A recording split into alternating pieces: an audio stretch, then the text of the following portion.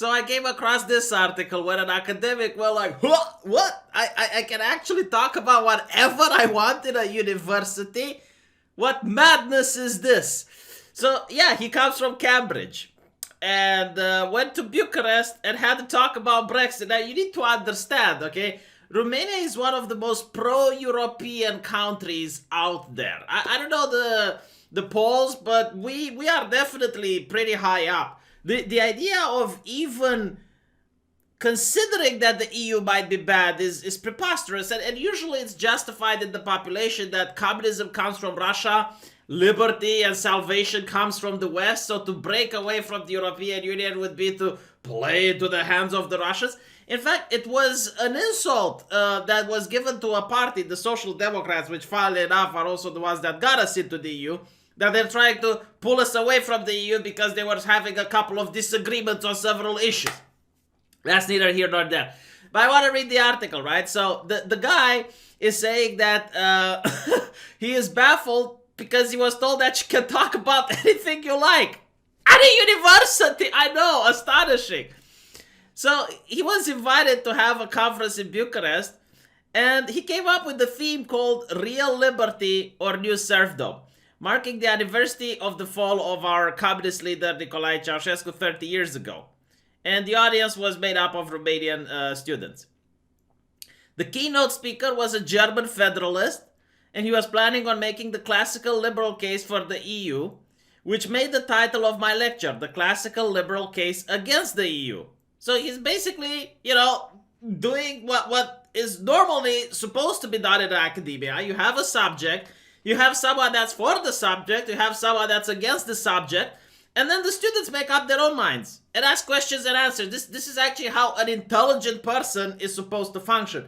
But it seems, from what I understand, what goes on in Cambridge and what this guy describes is that no, students are spoon-fed only one type of information, and the other type is completely censored, and even like mentioning it can get you into trouble. It's usually like for him, it's like, oh, it's against political correctness or not, which we're going to see here, right? So initially, he expected that his speech against the EU would be shot down, that the people in Bucharest would tell him, like, no, pick any other topic. But apparently, to his shock and dismay, Radu, which was his handler, when told, it's like, yeah, I'm going to have a talk against the German Federalist, and I'm going to make a case against the EU, the guy responds with, oh, excellent. That's exactly what we need. And by the way, this is, and again, like I need to stress this out, if I didn't enough, it's a very pro-European country. And the pro-European countries say, yeah, make your arguments. A week later, he says that he was preparing to talk to student politics society at Cambridge. And he suggested the same subject, right? In Britain, a country that is anti-EU because more than half of the population voted to leave the European Union. The Brexit party is the one that got the most votes in the European Union elections. Like, it is absolutely mind-boggling that a topic like, yeah, these are my arguments against the EU would be verboten. But what actually happens is that he proposes this to the person at Cambridge, and he gets the reason that they're looking for something a bit more mainstream. And he's baffled. It's like, mainstream, this is the vote of 52% of the UK population. So when they mean mainstream, they actually mean what the London press considers to be mainstream. You know, the London establishment. That's they decide what is mainstream and what isn't. It's just mind-boggling. Like, again, the fact that my country, an Eastern European communist-influenced country, like we had communism just a couple of decades ago. It's not that far off, yeah? and it has more reason and more free speech and more academic honesty than Cambridge. No, seriously, no. Like, if I wasn't doing this for a couple of years, I wouldn't believe it. It's like, what, you mean to say that Cambridge has less free speech than universities in Come on, they invented free speech. What the fuck are you talking about? The Magna Carta, they came up with that shit. Of course they still have free speech. No. So apparently, like the idea, and again, like the idea that you can't have controversial ideas at the university. Now, I firmly disagree. I think you can have controversial ideas at the university in the West as long as they're left-leaning controversial ideas. You're not allowed to have controversial ideas that might be right-leaning or against the establishment.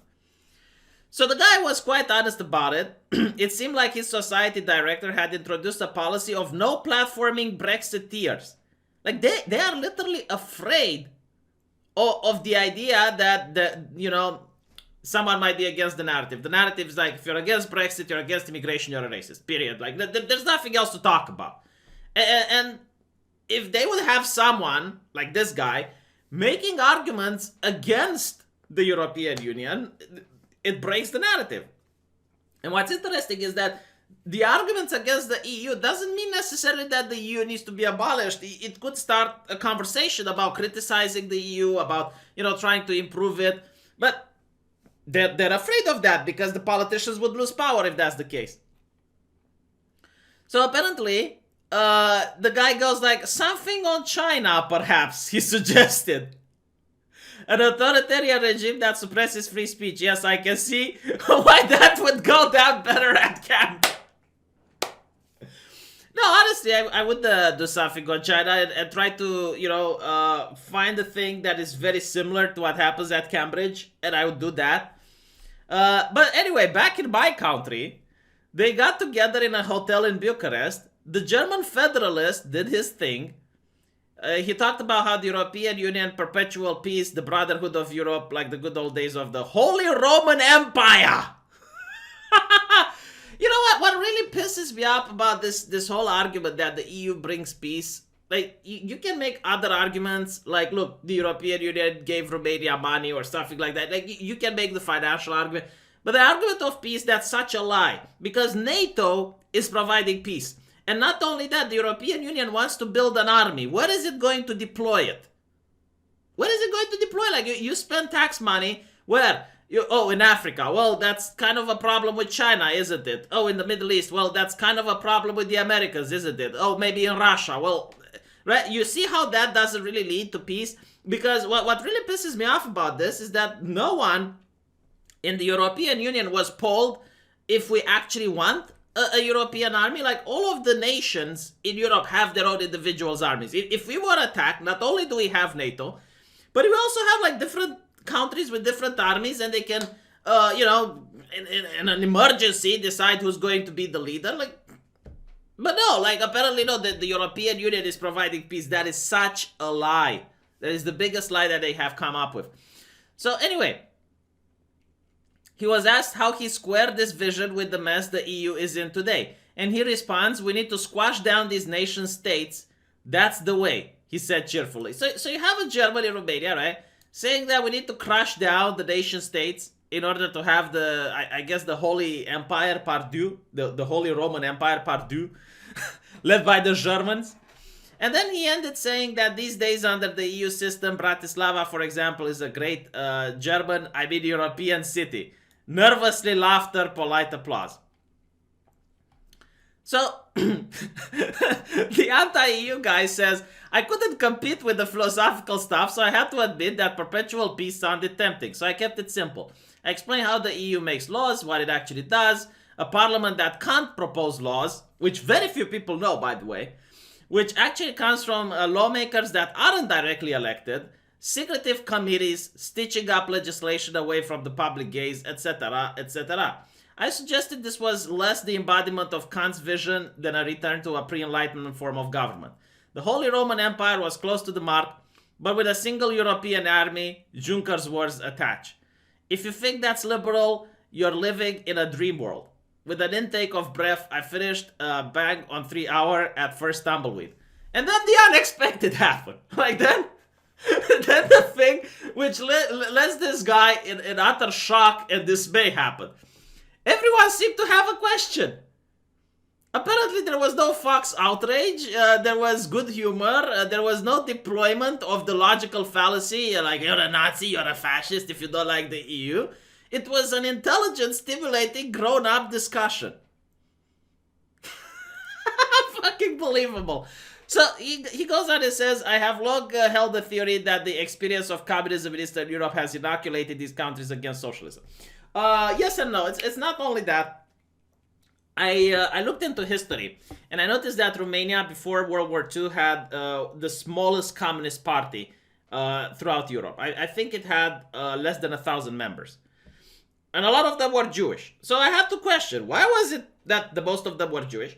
And why was it that Romania had the smallest communist government, right?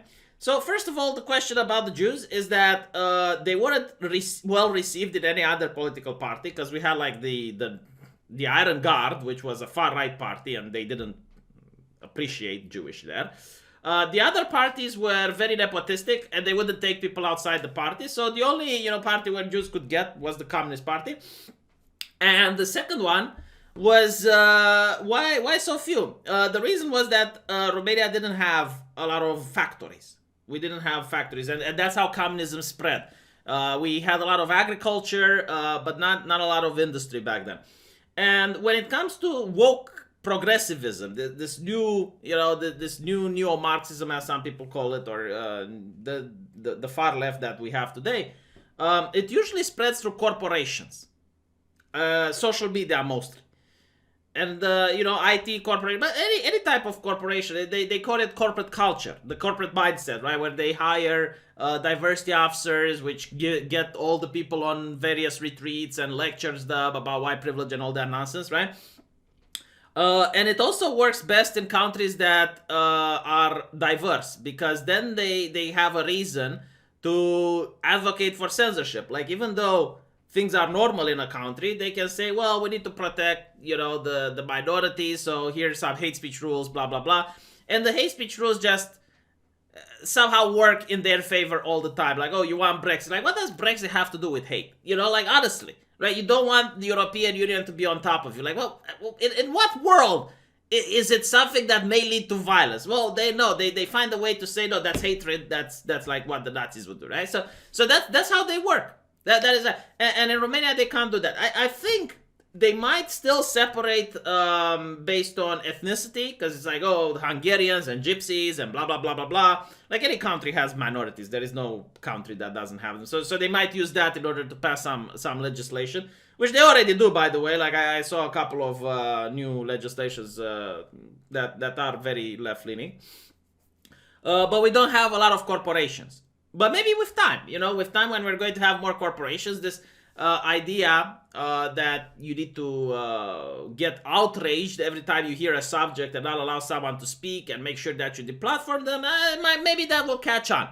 But anyway, right, so this video wasn't that funny, but to me it was, because it's a little bit of a national pride to know that Bucharest has universities that are more open to discussion and free thinking and have the actual intellectual arena that Cambridge doesn't. And by the way, guess what? We don't have Nazis here.